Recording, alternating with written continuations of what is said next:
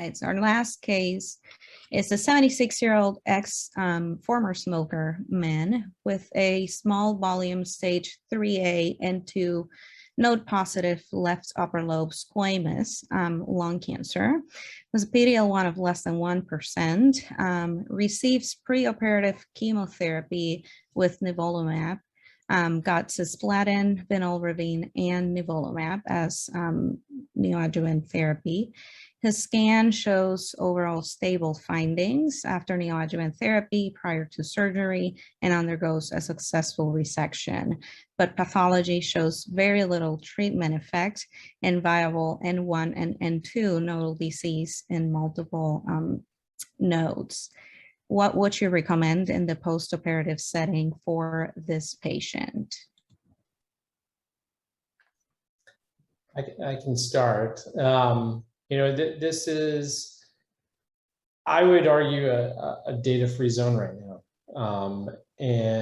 I think this is going to be disproportionately, we're going to spend a disproportionate amount of time talking about these cases in tumor board, and we're going to, because unfortunately, this is going to be a majority of patients who get chemoimmunotherapy are not going to have a path CR, particularly PD-L1 low patients. In Checkmate 816, 20% of patients received additional therapies post-operatively, but it was at the discretion of the investigator. And we really don't, so I think in this case, PD-L1 low, being less than 1%, technically that doesn't qualify for adjuvant atezolizumab, nor would I be enthusiastic if they didn't really have treatment effect to begin with. 2, you've already given them 3 cycles of, platinum-based doublet chemotherapy. So I think more chemotherapy while we want to do something, I think is probably going to, we don't have data there, and it's likely going to be more toxic. And then we talked about the Lombardi study and the limited benefits of post-operative radiation therapy. So I think the answer I know it's a bit of a cop-out. We'd all want to say enroll that person to a clinical trial. But I do think we as a community, this is where we need to study. We need clinical trials in this space, seeing, can we intensify therapy in these patients? If so, how? I think it's right now a major question mark. So absent a clinical trial, I would just opt for surveillance, as unsatisfying as that is. Yeah, the exact same sentiments here, Justin. I think that our call to act further, to give more therapy, just reflects that we recognize the prognosis is not very good here, that in those patients who did not achieve path CR with residual disease, the risk of relapse was quite a bit higher.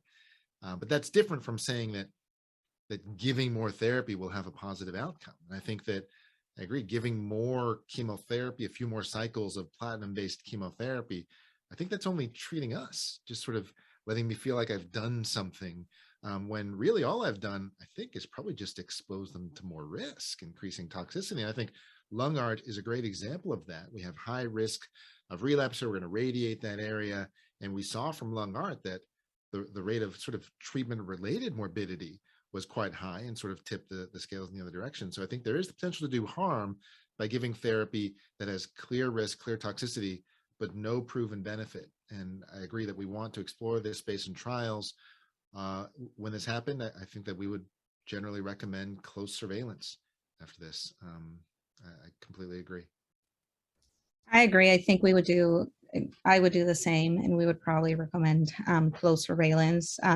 One big question, of course, this is also an older person, even though if they went through neoadjuvant therapy and surgery, they must have some degree of physical fitness, but clearly adding more chemotherapy will increase a lot of toxicity.